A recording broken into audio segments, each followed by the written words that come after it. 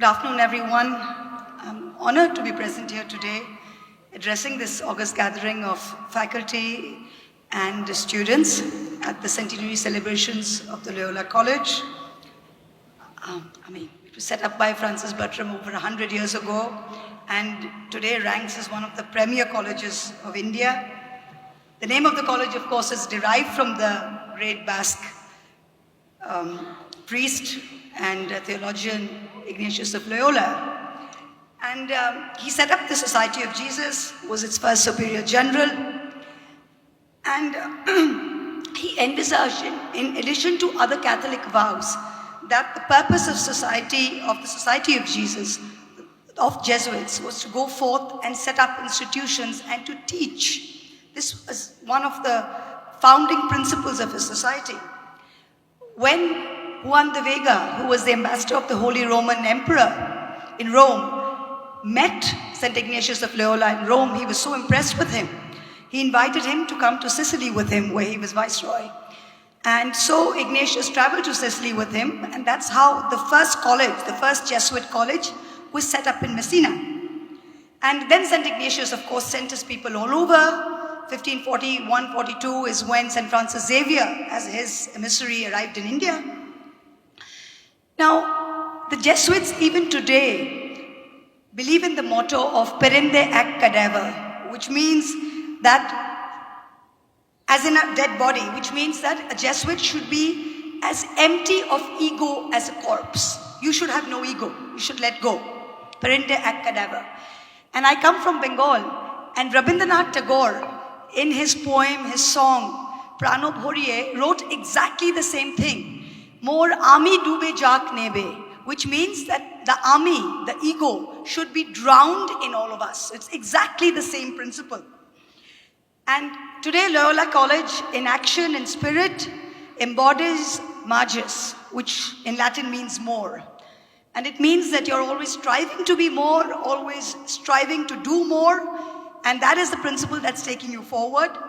You're constantly breaking, you're not resting on your laurels, you're constantly trying to break new ground in accessible technologies for spreading higher learning.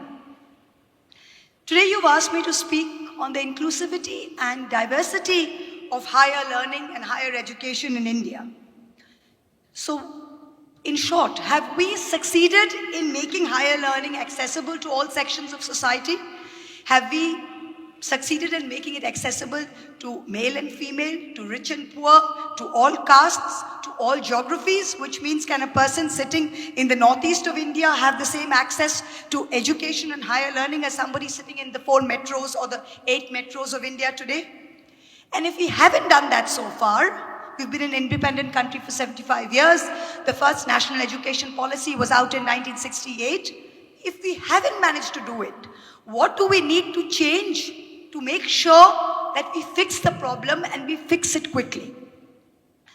Now, as students, as faculty, as alumni of institutions as exalted as Loyola, I myself am a product of Mount Holyoke, which is also a very elite institution.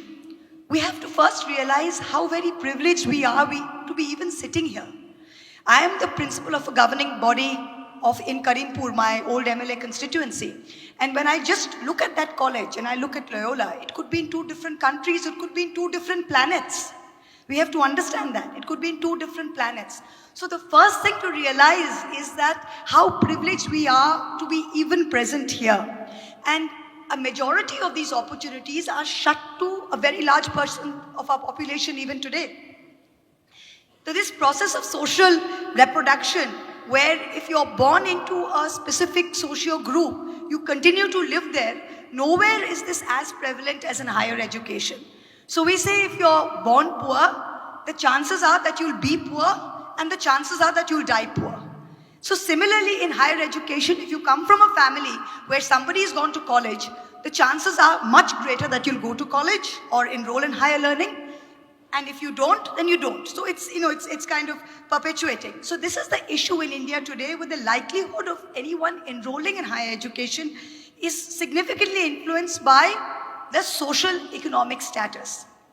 So students from poorer backgrounds have absolutely no access to higher education. If you look at I'm a student of economics, and we studied John Rawls. And John Rawls was one of the greatest American political theologians, political theorists. And he had this theory of justice, which he propounded in 1971. And it's very simple, this theory of justice. The theory of justice is fairness. I got the last bit of Derek's speech. And Derek said the main thing that we have to be standing up for is justice. Justice is not something esoteric. If something doesn't feel right, then chances are it's not right. So if it doesn't feel right, that just because you are a product of a higher economic background, that you have access to college, and a poor child who could be as bright, there's something that doesn't feel right. So he said that the theory was designed, Rawls's theory was designed to achieve the greatest benefit for the greatest number. That is how we reach optimal results in society. Greatest theory for the greatest number. And the end goal should be equality of opportunity, not inequality of outcome. So we must make sure that everyone has access to college. We don't have to concentrate on whether everyone is going to go ahead and use that college education to go and do something else. Equality of opportunity is the main obstacle and the main goal of higher learning. And I think that's where India, even after 3 NEPs, has not really managed to crack it. Broadly, there are 2 parameters for higher education for any country. And that's how much of your GDP are you spending on higher education, on education. And the second is, what is your gross enrollment ratio, which is between 18 and 23-year-olds, how many students are enrolled in higher education after class 12. Now, if you look at India, in 1966, we had the Kothari Commission. The Kothari Commission said that 6% is the number where we must spend a minimum of 6% of our GDP on education. Out of that, what should we spend on higher education should be between 1.5% to 2%. Where is India today? India is spending between 4 and 4.2% on, so we haven't cracked it. What's the second parameter? Second parameter that the NEP, National Education Policy of 2020, lays down also is by 2035, we must have a 50% gross enrollment ratio, which in higher education, which means that 50% of all students after class 12 must go into college. Where are we today? 28.3% in the last study, which was 2022. Today, we are probably somewhere near 31, 32%. We keep talking about China. Do you know what China's GER is? 70%. 7 in 10 students are going into higher learning in China, whereas 3 out of 10 are going in India. That's how skewed the metrics are. Now, we talk about, we've got, India's got the third largest world education system. How do we measure this? What is third largest? It is number of students at universities and colleges. So India has 50,000 colleges, okay, but compared to our population, that's not very much. We can't just look at the number of colleges. It's got 1,200 universities. But if you look at the US has got 4,000 universities. If you look at China, China's got about 2,800 universities. So India may be the third largest in terms of sheer number, but in terms of penetration, we've still got a very, very, very long way to go. Now, India's GDP today is about $2,200, $2,300. We're hoping by 2035 to move to $4,300. If we are to do this for any kind of human capital development, higher education is the key that we have to unlock. If we are failing in higher education, there is no way that we can create enough human capital to reach this by 2035. It is, forget about the trillion economy, it will not happen. Higher education is the key. Now, anywhere that the right to education, we talk of the right to education. Unfortunately, the right to education in India, in our thought, in our policy, in everything, has been limited to the right to primary education. Now, the right to permanent education is what we should be thinking about. So the right to permanent education, accessibility to online education, accessibility to tools which give you online education no matter where you are in the country, that's the more fundamental right that we have to go thinking forward. It's not just primary education. All education is not just primary education. When we look at the All India survey on higher education, India also suffers from a big problem with data. We have administrative data and we have survey data. In survey data, the last census was done in 2011. The NSSO survey data is completely unreliable and not yet out. So all we have is the Ministry of Human Resource and Development, the Ministry of Education, which puts out this All India survey. The last was in 2022. Now we look at that, and that's how all the kind of numbers that we are getting is kind of also quite skewed. If we look at with respect to enrollment in tertiary education, India is 129th out of 146. 129th. When we look at there's something called the Sustainable Development Goals, which is endorsed by the United Nations. 193 countries have signed up. India has also signed up. The SDG 4 is what we call it. It says by 2030, we have to have equal access for all men and women. Affordable and quality technical vocational tertiary education should be made available. Now, India is going to miss the SDG target by a long way. We do not have equal access to high quality education for men and women. It is still elusive in India. Until 1976, education was a state subject. Then we had the 42nd Constitutional Amendment, which made education and put it on the concurrent list. But what do we have today? We have a constant weakening of the federal structure. If you look at the new UGC draft regulations which have just come up, what does it do? You've placed something on the concurrent list. What does it mean? It means that the state and the union must sit together and decide. What does the UGC draft regulations talk about? All of you must be aware of this. A couple of very dramatic changes and very dangerous changes. If you look at state-aided universities means that the state is paying for the university. They are giving the land. They are paying the faculty salaries. The vice-chancellor selection committee to choose the vice-chancellor will have no representative for the state government. State is going to give the land, state is going to set up the university, state is going to pay salaries, and selection of the vice-chancellor, there is going to be no representative from the state. How does this work? Second is the process of selection of the vice-chancellor. Now, all of us in India, coming from the backgrounds, at least in Bengal, in Tamil Nadu, in Kerala, education, person doesn't care about wealth, person cares about education. Saraswati is held higher than most other gods in the pantheon. Now, in that country, if you think about it, that when we are talking about a vice-chancellor, you cannot just have an administrator as a vice-chancellor. In many hospitals now, you have an ex-major, a retired colonel, who's the administrator. He's not a medical doctor. You can manage a hospital like that, but you can't manage a university by a non-academician. What are you trying to do? You are saying that we are opening up the vice-chancellor position to anybody from lateral hire. So you could be working in a corporate, you could be in the IS, you could be anything, you can come and become a vice-chancellor. This is severely diluting it. The third thing is an inquiry committee. Even in an inquiry committee, you're not putting anybody from the state government. So when you talk about higher education, all you're doing is diluting the role of the states.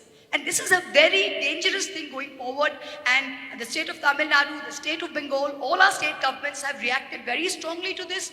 And I urge the faculty and the students here to be aware of this and to make sure that you register your protest at the appropriate forum. It is extremely important for all of us. This is not my problem alone. This is not Derek's problem alone. This problem is so big that all of you have to make sure that the protest is registered at the right time and the right place. Now, when we think about the NEPs, the 3 NEPs that have come, and we think about the UGC which was set up, we think about centralized funding. Only 1/4 of funding comes from the center. 3/4 come from the state. Only 30% is planned expenditure, 70% is non-planned, which means 70% of all expenditure goes into things like maintenance and admin and all of that. Now, this itself is a skewed number which we need to change. This is also very important, which is hitting back on. When we talk about India and we talk about the world rankings, there are only probably 2 or 3 which make it to the top 100 universities.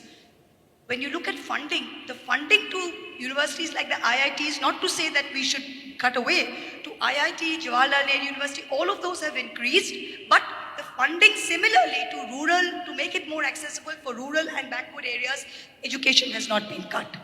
There is also something else that I need to point out to you, which was quite funny. When you looked at the budget, and this is something when we say play with numbers, I'm sorry, I'm an economics and math major. I'm going to bore you a little with numbers because numbers talk to me.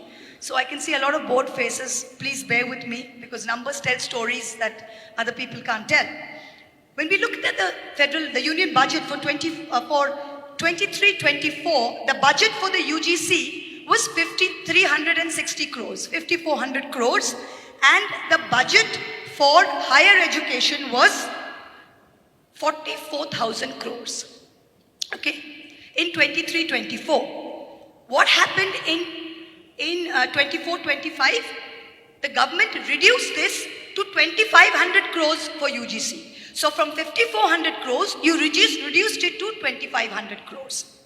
And in higher education, you reduced it from in 23-24, higher education was 57,000 crores. You reduced it to 47,000 crores. Now what did you do this year? We had the finance minister stand up and say, I have increased the UGC's money to 3,300 crores. But madam, you reduced it from 5,400 to 2,800. Now you're increasing it to 3,300 and you expect us to be happy? You reduced it from 57,000 to 44,000 in 24-25. Now you've increased it to 47,000 and you're asking us to be happy? We should be comparing it to what the numbers in 23-24 for. We must be the only developing country which is cutting its access and it's cutting its education budget. Look at the trend. It's a very dangerous trend. It's something we must be aware of. When we look at world-class institutions, which is the 10 public funded universities, we are selecting 10 and we are giving them 1,800 crores. But other institutions are struggling for routine expenditure. You can't just give 1,800 crores, which is over 10-20% of your budget to 10 institutions. What happens to the rest? So this is also something that we need to think about. The overall spending is, when we compare 6%, we are between 4.5 to 4.2 to 4.6%. When we look at the US is giving 6% of its GDP to spending. We look at China is giving 6.2%. When we look at Germany is giving 4.6%, Japan 7.5%. So why is India, that needs to really reach its goal, still spending only 4.3%? When we look at higher education, this is where we are falling very, very short. The public expenditure on higher education in India is only 0.6% of GDP. Total education is 4.6. Higher education, that is colleges and universities, is only 0.6. Compare that to the US, 2.4.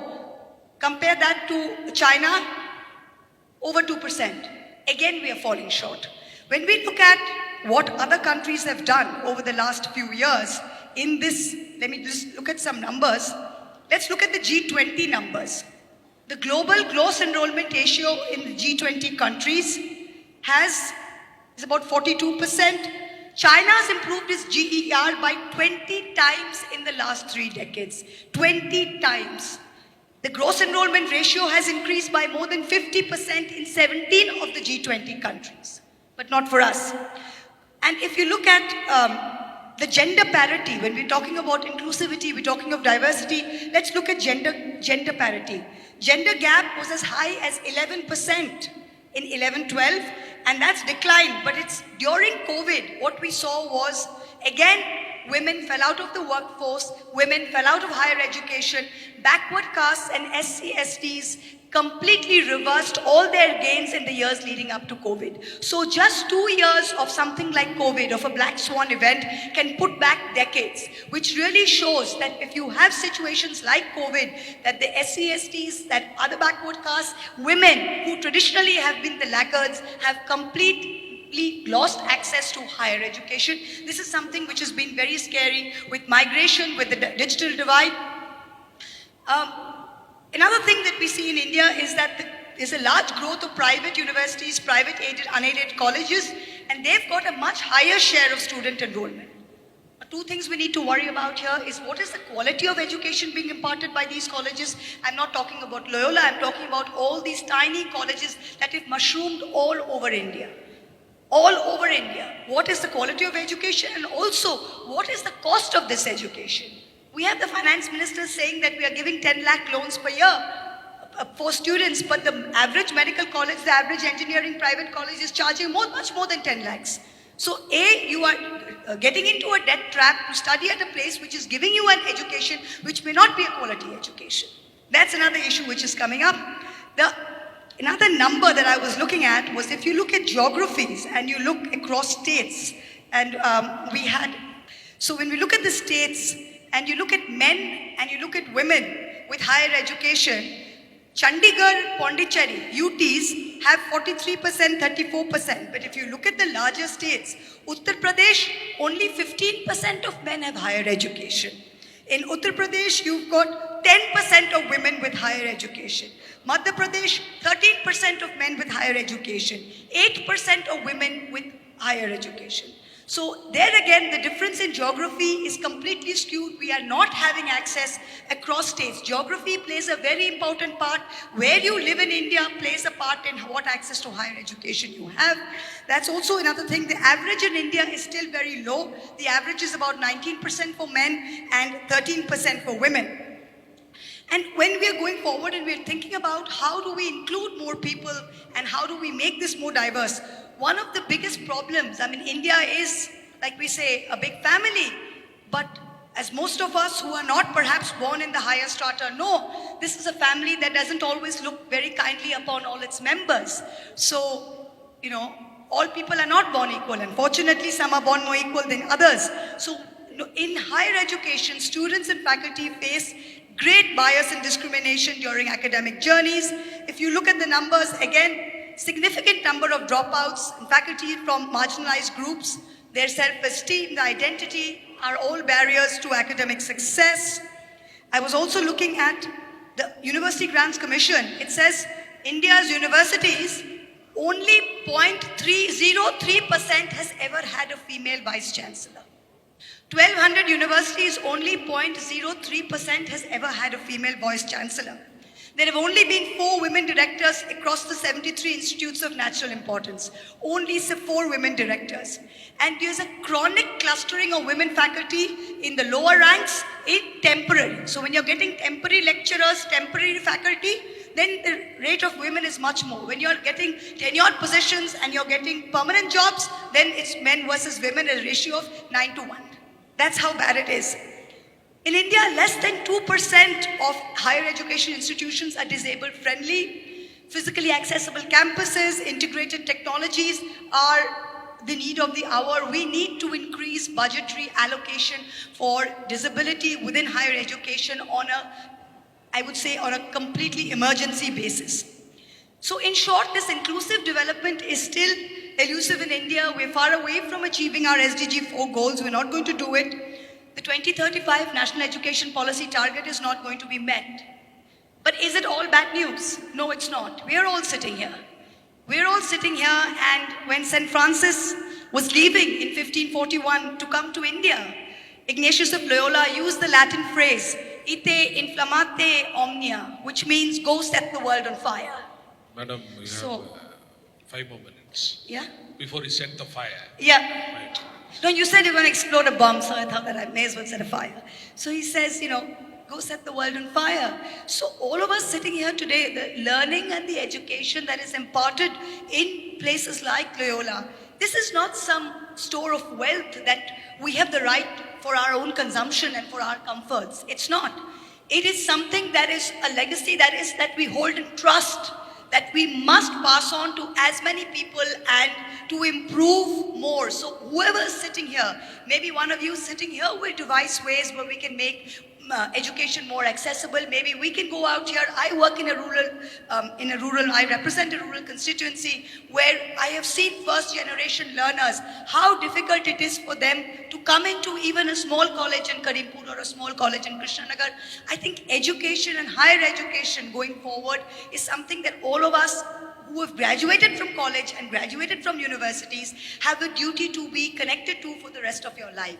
If you've got a college education, it is your duty to ensure that 3 other people within your sphere of life, in your sphere, have access and the ability to make sure. I think that's what's very important.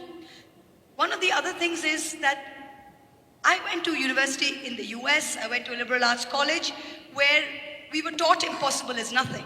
And one of the things that has stood me in very good stead with all the ups and downs that I've been through in the last few years in my political journey, especially in the last year, has been that training and that grounding from Mount Holyoke, which taught me that go where no one else will go and do what no one else will do. If you're trying to be one of the pack, you will always be one of the pack. And if you have strength from within and you're sure of who you are and you create spaces that let people be who they are, that's the only thing that you're actually leaving for future generations. So I urge institutions like Loyola, like Derek said, and institutions that are run by the Jesuits all over India, that please instill this sense of self-worth in all your students and create spaces where the voices of dissent can flourish. Because if we don't have critical thinking and if we don't have voices of dissent, this country is going to become an homogeneous mass, which was certainly not what our founding fathers intended it to do. So it's not just higher education, it's a way of life. And this is something that, like I said, go set the world on fire, put your ego aside, and always strive for Magis. So I can't really improve on what St. Ignatius Loyola said. He seemed to have encapsulated my mottos in life as well. But thank you very much, and I'm really honored to be here. Thank you. Thank you very much, ma'am, for your numbers. Numbers of narratives and stories, and they are very vital. Thank you very much. Illustrious parliamentarians like you and Mr. Derek O'Brien and several parliamentarians that we have, also some from Tamil Nadu, have been very critical, very articulate, very impressive in the parliament, and I believe you are educating the parliament. My simple question is, all that you speak so vocally, so impressively with the facts and figures, convictions, seem to be falling on deaf and stone ears. Can we continue to believe in this parliamentary democracy for education? Sir, thank you very much for your kind words. I join my colleague Derek in thanking you. What you said, now unfortunately we live in a system which is first past the post. Jo Jeeta Wo Sikandar. We don't have a system of, whoever wins is whoever gets government. So in a majoritarian system of government, in a majoritarian parliament, there is, unfortunately, like you said, we can shout and we can scream and we can be appreciated by some and we can be pilloried by others. But unfortunately, if the ruling party has the numbers, there is absolutely nothing that is required to listen to us. So unfortunately, that's the nature of our democracy. And unless we change it from first past the post to proportional representation, which a lot of European countries have done, I don't see this changing in the future. So unfortunately, it's the way it is. Even though it's not heard, but we must continue to speak. Yeah, of course we continue to speak, and you'll be surprised. I mean, the ruling party doesn't win with 50% of the vote. They win with 220 million votes, which is 22%, less than 22% of the population. Exactly. So there are a very large number of people who are not in line with their way of thinking, and they look to us and we are their voice. So of course it's extremely important. Thank you. Anyone from outside Jesuit fraternity, Jesuit college, one woman? I am so proud to see a great woman, fiery woman standing here and in the parliament. So congratulations, ma'am. As you said, everything goes wrong. Whether justice or financial contribution or equality or inclusivity, everything is wrong now. But our voices seem not to be heard. Right from the installation of new national educational policy, I had been part of till coming up to Delhi, and we have mobilized all over Tamil Nadu, but voices were not heard. Now also with the recent UGC draft, the whole Tamil Nadu is being mobilized and people are voicing out. I wonder whether it will be heard. So even to an extent, we wonder whether we are in a democratic country, and do you think something would happen Sister, with all the... Sister, you're asking the same question. No, I'm not. Yeah, Just just talking. now. It's okay. Yeah. It's okay. Yes. It's okay. Yeah, For the younger generation, it doesn't give any motivation or anything But to. remember something, ma'am. If our founding fathers and if Gandhiji had thought that we are never going to get is at any point, then we would never have got attained independence. We are all part of a movement. It's not something that's overnight. And yes, we have seen changes. In my lifetime, I have seen that if you stick to the path and dissent, voices are heard. Maybe they're not being heard by those in power, but people who put people in power are the common people. And if common people see movement, they will understand sooner or later. They are mobilized by movement. And don't forget, the power doesn't lie in Delhi. The power lies in the average voter's thumb, which he presses in the EVM. So if average people are understanding and average people are convinced of the right or wrong of a certain movement, then over time, of course, something will happen. A lot has already happened and more will happen. The fact that we are standing here today and being able to speak in this environment shows that they have not succeeded. Thank you so much.